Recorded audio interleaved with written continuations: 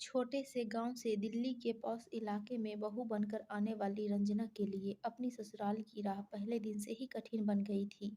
शादी के बाद अपनी इकलौती जेठानी के पैर छूने के लिए झुकी तो मधु पीछे हटते हुए बोली, ओह व्हाट इज दिस। यह किस जमाने में जी रही है गवार कहीं की। आजकल कोई पैर छूता है क्या। यह हाईटेक युग है, हाय हेलो करने का जमाना है। लगता है यह लड़की एजुकेटेड भी नहीं है। फिर तो भाभी से गले मिल लो रंजना, रवि ने हंसते हुए कहा। रंजना आगे बढ़ी तो मधु ने नाक सिकोड़ते हुए कहा, बस बस दूर से ही नमस्कार कर दो, मैं मान लूंगी। रंजना दोनों हाथ जोड़कर नमस्कार कर आगे बढ़ गई थी।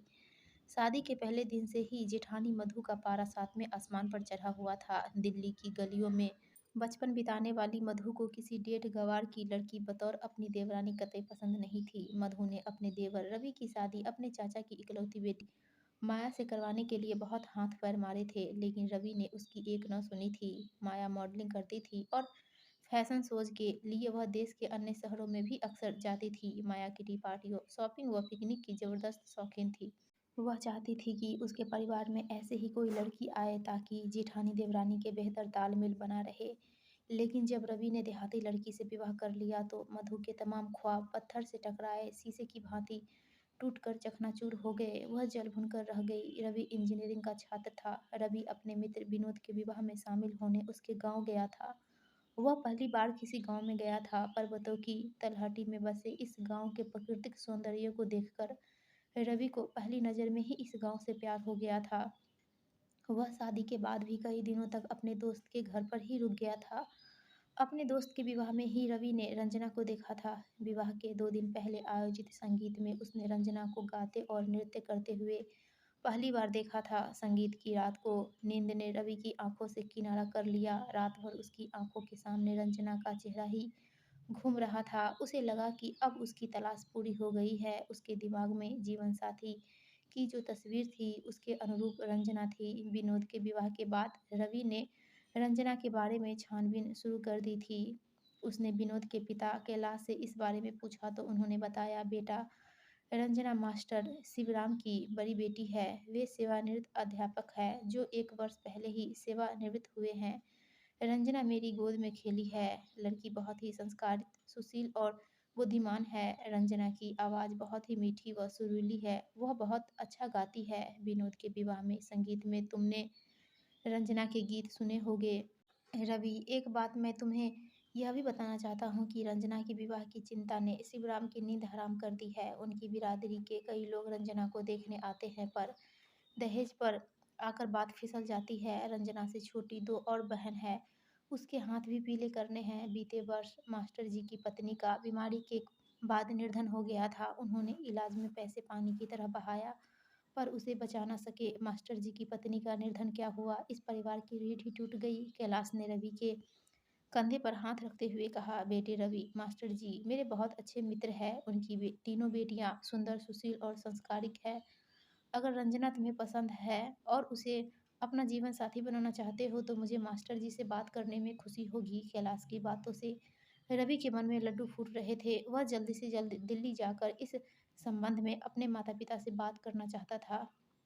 कैलाश ने फिर कहा, बेटा कोई निर्णय लेने से पहले अपने माता पिता से एक बार बात जरूर कर लेना। हो सके तो उन्हें एक बार यहाँ लेकर आ जाना। जरूर अंकल, मैं कोई निर्णय लेने से पहले अपने माता पिता से ज़रूर बात करूँगा और मुझे पूरा विश्वास है कि मेरी पसंद ही मेरे माता पिता की पसंद होगी। अंकल, रंजना तो मुझे पहली नज़र में ही पसंद आ गई है। मैं ऐसी ही लड़की को अपनी जीवन संगनी बनाना चाहता हूँ जिसका मन स्वच्छ कांच की तरह पारदर्शक हो, जिसके आर पार सहज देखा जा सकता है। रंजना का मन स्वच्छ जल की तरह निर्मल है, जिसके भीतर सहजता से झांक कर तल को देखा जा सकता है। अंकल, विनोद के विवाह के दौरान हमारी कई बार मुलाकातें हो चुकी है। मैं कल ही दिल्ली जा रहा हूँ। आप चाहे तो रंजना के पापा से बात कर सकते हैं। रवि उत्साहित होकर बोल रहा था, ठीक है, मैं कल ही मास्टर जी से बात कर लेता हूँ। कैलाश ने कहा। रवि ने दिल्ली पहुंचकर जब अपने मम्मी पापा और भैया भाभी से इस बारे में बात की तो मधु भाभी क्रोधित हो गई। उन्होंने नाराजगी व्यक्त करते हुए कहा, अरे रवि, मैंने तो माया से तुम्हारे लिए बात कर रखी है। दिल्ली जैसे शहर में गांव की अशिक्षित और गंवार लड़की लाकर समाज में हमारी नाक कटवाओगे क्या। अरे भाभी, मैंने आपसे पहले ही कह दिया था ना कि मुझे माया पसंद नहीं है, मेरी और उसकी सोच में ज़मीन आसमान का अंतर है। भाभी मैं सीधा-साधा लड़का हूँ, जबकि माया हाई-फाई। रवि मुस्कुराते हुए और कुछ कहने जा रहा था, मगर मधु ने रवि की बात काटते हुए कहा, क्या बुराई है माया में? दिखने में किसी हीरोइन से कम नहीं है, अच्छी पढ़ी-लिखी है, ऊँचे खानदान की है। रवि, तुम्हें ऐसी लड़की दिन में चिराग लेकर ढूँढने से भी नहीं मिलेगी। कहते हुए मधु मुँह फुलाकर बैठक से चली गई। अरे भाई, उसे अपनी पसंद की लड़की से शादी करने दो ना, तुम अपनी पसंद उस पर क्यों थोप रही हो? रवि के बड़े भाई मुकेश ने मधु को समझाते हुए कहा, लेकिन तब तक मधु अपने कमरे में जा चुकी थी। 2 दिनों बाद ही रवि अपने माता-पिता को लेकर रंजना के गाँव पहुँच गया। रंजना सभी को पसंद आ गई। रवि की मम्मी ने तो रंजना के हाथ में शगुन भी दे दिया। चटमंगनी और पट ब्याह हो गया। मधु की नाराज़गी के बावजूद रंजना इस घर की बहू बनकर आ गई। रंजना को विवाह के पहले दिन से ही अपनी जेठानी मधु की नाराज़गी का शिकार होना पड़ा था। वह बात-बात पर रंजना पर ताने कसती थी, लेकिन रंजना ने तो मानो विनम्रता का चोला पहन लिया हो। वह मधु के तानों पर चूँ तक नहीं करती, चुपचाप सहन करती रही। रंजना जानती थी कि शब्दों से शब्द बढ़ता है, सो उसके लिए इस वक्त खामोश रहना ही उचित है। उसे विश्वास था कि समय सदैव एक समान नहीं रहता है, यह परिवर्तनशील है। एक दिन उसका भी वक्त बदलेगा। समय बीत रहा था। मधु सरकारी नौकरी करती थी, सो वह हमेशा अपना टिफ़िन खुद बनाकर सुबह 9:30 बजे अपने स्कूटी से चली जाती थी और शाम को 6 बजे के आसपास लौटती थी।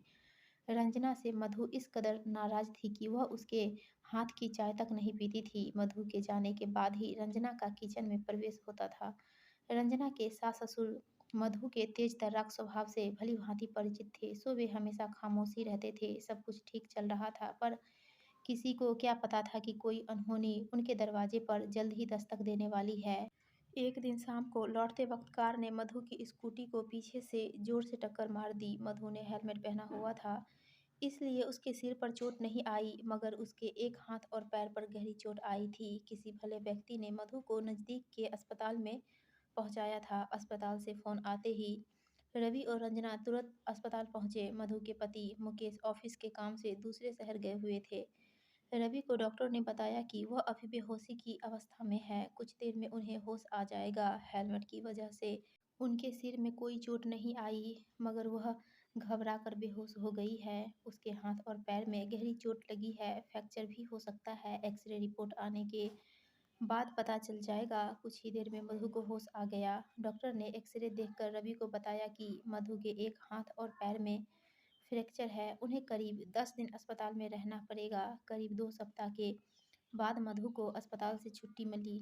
रवि और रंजना के साथ मधु घर आ गई। घर के दरवाजे पर मधु को रोककर रंजना ने कहा, भाभी, अब आप अपने लिए पानी का गिलास तक नहीं भरोगी। डॉक्टर ने वैसे भी आपको पूरे 1 महीने आराम करने की सलाह दी है। फिर आपके एक हाथ और एक पैर पर प्लास्टर चढ़ा है, सो आपको अब आराम की सख्त ज़रूरत है। आज से आप मुझे कोई भी और किसी प्रकार का काम करने के लिए कहने में कोई संकोच नहीं करोगी। ऐसा मुझसे वादा करो, तभी आपको मैं घर के अंदर आने दूँगी। यह कहने के साथ ही रंजना बीच दरवाजे पर खड़ी हो गई। मधु की आँखों से आँसू झलक पड़े। उसने रंजना को एक हाथ से अपनी ओर खींचते हुए उसका माथा चूम लिया और रूंधे गले से बोली, रंजना, मुझे माफ़ कर देना। मैंने तुम्हें न जाने क्या-क्या कहा और तुम्हें बेवजह परेशान भी बहुत किया। तुम पिछले 2 सप्ताह से सब कुछ भुलाकर मेरी सेवा में समर्पित हो गई। इतनी सेवा तो अपना भी कोई नहीं करेगा। रंजना, तुम्हें इस घर में आए अभी 6 महीने ही हुए हैं, पर तुमने अपनी विनय भाव से हम सबका दिल जीत लिया। मुझे रवि की पसंद पर गर्व है। रंजना, तुम्हारे बर्ताव से एक बात मेरी समझ में आ गई कि गाँव की लड़की अशिक्षित हो सकती है, मगर असंस्कारित नहीं। रंजना, प्लीज़ पहले तुम मुझे माफ़ कर दो, तो ही मैं घर में प्रवेश करूँगी। भाभी, आप बड़ी बहन के समान हैं, जिसे अपनी छोटी बहन को डाँटने और फटकारने का हक तो होता है। फिर भला मुझे बुरा क्यों लगेगा? आप माफ़ी की बात करके मुझे शर्मिंदा ना करें। यह तो आपका विनय है भाभी। कहते हुए रंजना ने अपनी जेठानी को बाहों में भर लिया। अरे भाई, देवरानी और जेठानी की डायलॉगबाजी खत्म हो गई हो तो हम अंदर चले क्या? मुझे और रवि को ज़ोर से भूख लगी है। दरवाजे के बाहर खड़े मुकेश ने रवि की ओर देखकर मुस्कुराते हुए कहा, हाँ भाई साहब, ख़त्म हो गई है हमारी डायलॉगबाजी, आप सब भीतर आइए। मैं भाभी को अपने कमरे में बिठाकर आप सभी के लिए चाय नाश्ता बनाती हूँ, कहते हुए रंजना ने अपने दोनों हाथ मधु की तरफ बढ़ा दिए, जिन्हें उसने कसकर पकड़ लिया और धीरे-धीरे रंजना का सहारा लेते हुए अपने कमरे की ओर बढ़ने लगी। दोस्तों, आपको यह कहानी अच्छी लगी हो तो प्लीज़ वीडियो को लाइक कीजिएगा और चैनल को सब्सक्राइब